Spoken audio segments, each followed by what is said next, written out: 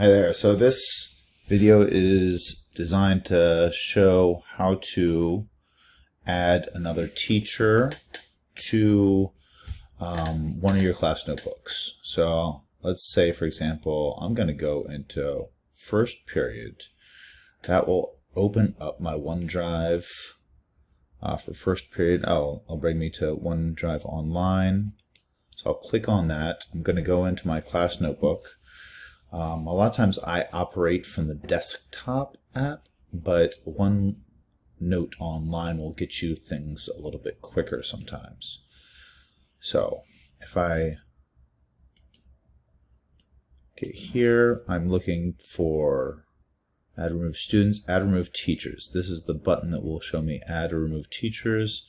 I click on that. Now what you have to do is it takes you to OneNote in a different place, and then you have to find which class I was doing. I was doing first period, so I'll go and I'll click this first period, and then I just throw in the names of the teacher I'd like to add in, and it should populate, and then I just hit the next button, and then I can come back here and edit it later. Sarah Coulter done, that's right.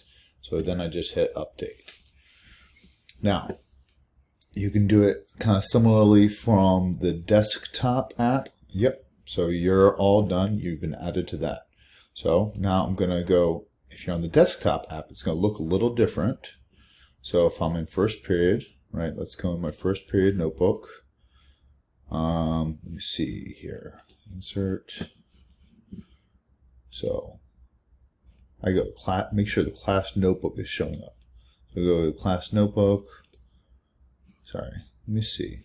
Collaboration, class notebook. Oh, and here it is. So same thing. We go over to add and remove teachers, and you click on that button. Same process will happen. Go onto your browser, OneNote, and be like, what teachers do you want to add? Type in the email or the teacher, search by last name. And then you'll be able to add them there as well. I hope that's helpful.